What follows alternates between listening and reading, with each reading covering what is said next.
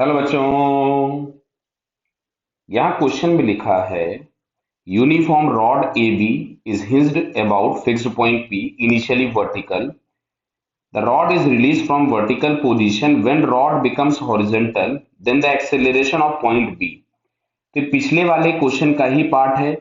जब ये हॉरिजॉन्टल हो जा रही थी रॉड, तो यहाँ पे इसके सेंटर का एक एक्सेलरेशन आ रहा था जिसको हम लोग लिख रहे थे टेंजेंशियल एक्सेलरेशन, या हम लोग लिख रहे थे कि इसमें एक एंगुलर वेलोसिटी ओमेगा आ गई थी और इसका एक एंगुलर एक्सेलरेशन होगा अल्फा.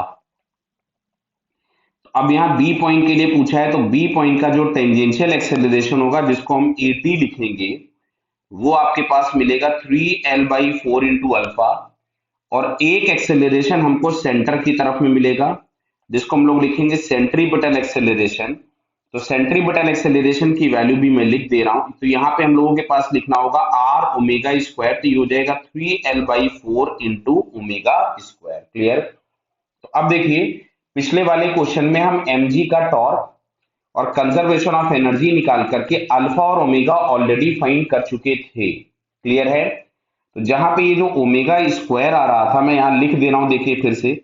वो निकाला कैसे था, तो मैं इक्वेशन पूरी तो नहीं सॉल्व कर रहा हूं, मैं आपको लिख के बता देता हूं कि इनिशियल एनर्जी हम लोगों के पास आ रही थी mg/L/4 is equals to 1/2 I omega square. जहां पे हम लोगों ने मोमेंट ऑफ इनर्शिया निकाला था ICM प्लस MH स्क्वायर, तो ये मिलता था 7mL²/48. ये वैल्यूज पुट कर दिया था, तो ओमेगा स्क्वायर जो हम लोगों के पास आ रहा था, ये आ रहा था 24G/7L. फिर हम लोगों ने टॉर्क लिखा था कि mg/L/4 is equals to I into alpha. तो यहां से हम लोगों के पास सॉल्व करके जो एंगुलर एक्सेलरेशन अल्फा आ रहा था वो हमारे पास आया था 12G/7L.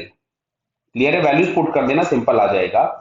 तो अब यहां से अगर हम टेंजेंशियल एक्सेलरेशन एटी की वैल्यू निकालें, क्योंकि हमको अभी बी पॉइंट एंड वाले के लिए पूछा है, तो एंड पॉइंट का रोटेशन एक्सिस से डिस्टेंस हो जाएगा 3L/4 इंटू अल्फा.